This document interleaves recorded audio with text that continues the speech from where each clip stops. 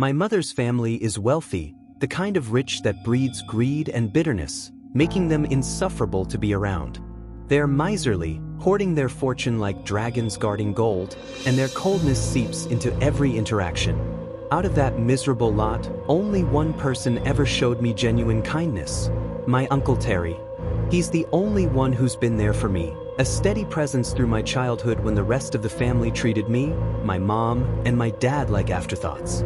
While my grandfather, a calculating man who weighs people's worth like their livestock, shunned us for not fitting his mold, Terry was different. He called, visited, listened. So when he rang me at 9 o'clock one evening, asking me to house-sit his favorite lakeside home, I couldn't say no, even though I just started a part-time job. "Oliver, you'd be doing me a huge favor," he said, his voice warm but insistent. "It's my place up at Lake Triumph, in the mountains. Just for 3 months while I'm away." I hesitated, thinking of my new job, the steady rhythm of paychecks I was counting on. "I'd love to, Uncle, but I can't afford to leave work." He cut me off. "I'll pay you. Money's no issue. You're the only one I trust with my home."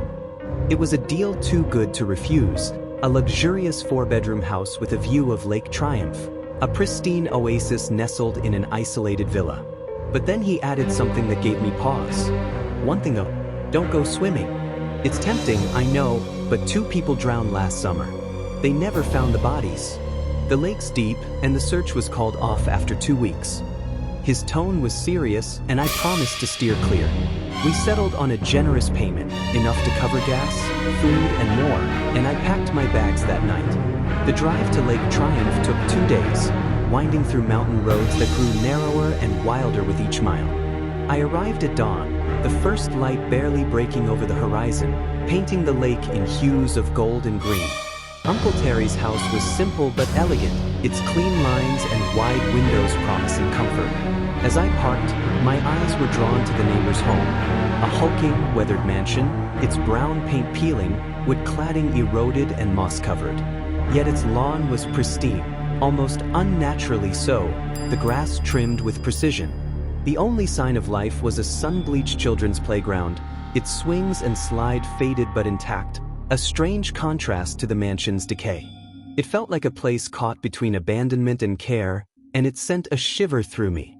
I stepped into Terry's front yard, searching for the key he'd left under one of Aunt Grace's many flower pots.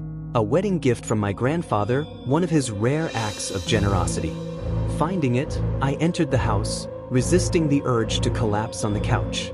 Instead, I went to the backyard, drawn by the lake's beauty. The morning air was crisp, carrying the scent of water and pine, and a thin fog hung over the lake, dragonflies skimming its surface. The grass was too wet to sit, so I stood, soaking in the serenity. As I turned to go inside, a ripple broke the water's surface, bubbles rising like whispers. Fish, I thought, and headed in to unpack, eager to settle in. I woke around noon, still groggy from the drive, but the lake called to me. Fishing seemed like the perfect way to enjoy it without breaking Terry's rule. The afternoon was idyllic, warm but not stifling, the insects ignoring me as they danced over the water. I cast my line, expecting to catch something, but hours passed with no bites. I could have sworn I'd heard fish earlier, yet the lake felt eerily lifeless.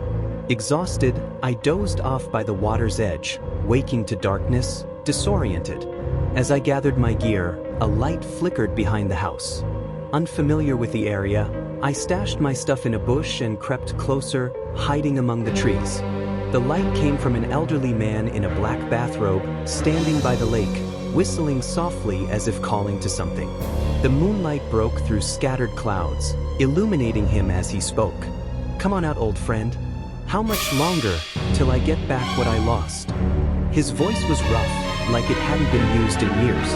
Then came a sound that froze me, a gurgling, inhuman mimicry of his words, rising from the lake. It was like a drowning person gasping, water choking their lungs. The man acted as if it were a conversation, unfazed. "I know I'm impatient. You're my only companion. Without you, I'd rot alone in that house." He set down his lantern, picked up a plastic bag, and tossed its contents into the water. The lake erupted in savage crunching noises, like a beast devouring flesh. "Soon you'll make my wish come true," he said, humming as the sounds continued. When they stopped, he shuffled back to his mansion, still humming, content. My legs were numb, pins and needles prickling as I crawled back to the house, heart pounding. I called Terry, waking him in Italy. "Oliver, it's early here. Something wrong?" I told him about the old man, keeping the ritual vague, hoping he'd know something. "That's old man William," he said, apologetic. "Forgot to warn you. He's about 70, lives alone. Rumor is his family chained him in his basement once, but who knows? Avoid him if you can." I pressed him. "Has he ever caused trouble?" Terry laughed lightly. "Not really. He wanders onto our side sometimes, sleeps on the grass or porch. It's freaky but harmless. The lake's common ground, so it's not trespassing. If he bothers you, talk to his handyman John. He comes by Mondays and Thursdays." I wanted to tell him more, but he sounded ready to hang up, and I let him go. Sleep wouldn't come. Every shadow made me jump, so I turned on the TV for noise, drifting off to its hum. I woke to a Christian sermon blaring, the pastor's voice thundering about hell, fire, and brimstone. The lake that burns, where the worm dieth not. It hit too close, and I shut it off, unsettled. My family's Christian, and talk of hell always rattled me.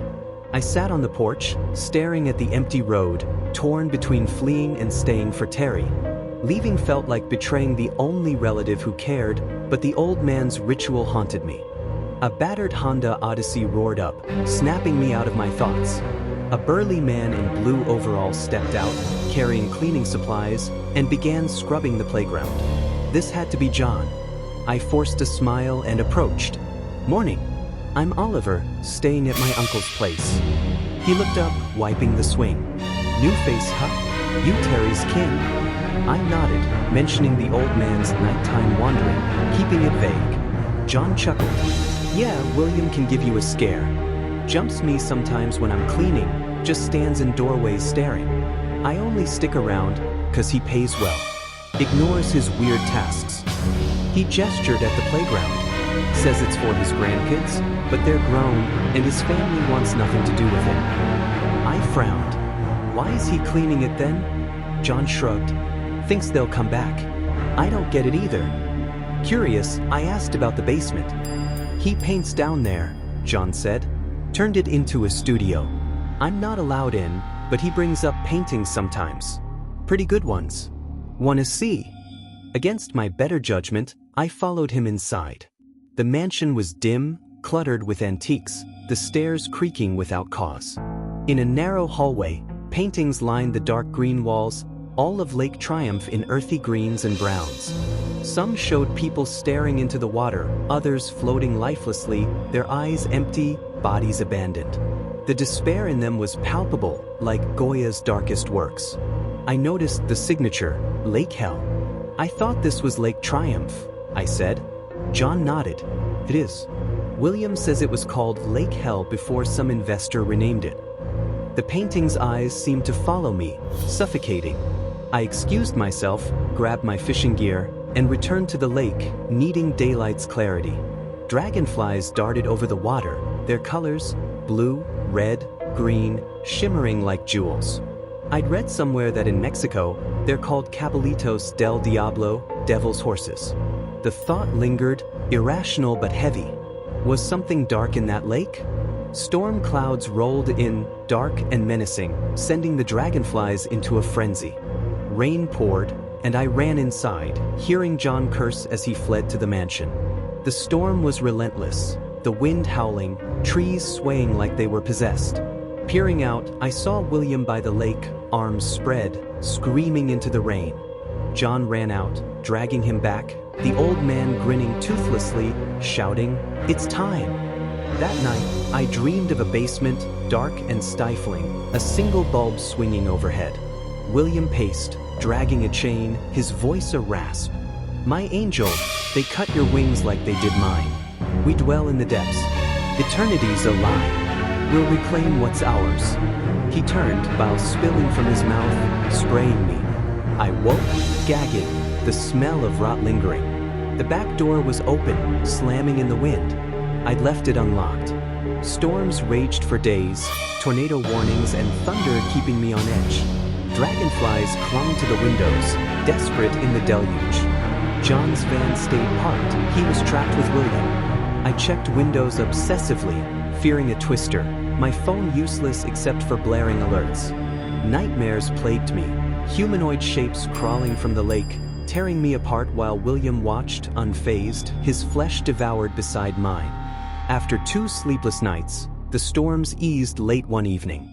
From my window, I saw William's porch light cut through the dark. He shambled to the lake, dragging something, a body. My blood ran cold. It was John, limp and still. William submerged him, giggling like a child. The lake churned with those savage crunching sounds, louder, hungrier. Then he spoke. "No need to hide, neighbor. I know you've been watching. Come see my angel's miracle." Curiosity overpowered fear. I stepped forward, the crunching deafening. It stopped abruptly, and William sighed. "It's done. Stay till the witching hour." Hands rose from the water, slimy and humanoid, mimicking John's voice, William's, mine. I backed away, heart racing as they lunged. I ran, slipping in the mud, their gurgles chasing me. I reached my car, sped down the mountain, rain pounding. At a gas station, I called the police, claiming John was hurt, needing someone else to see it. An hour later, an officer called back, annoyed. "Misusing 911 is a crime, son. John's fine with his family." I stammered, "Family? He's alive." The officer let me hear children's laughter, gargling and wrong, joined by John's voice and a woman's, both distorted. William's voice cut through.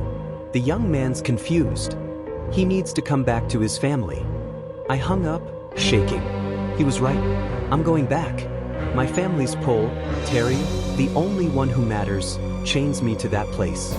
I want to reject it, but I'm driving back to Lake Triumph, to the lake that was once called Hell, where something ancient waits, its miracles born of hunger and loss. I don't know what I'll find, but I can't escape the pull, the need to face what dwells in the depths.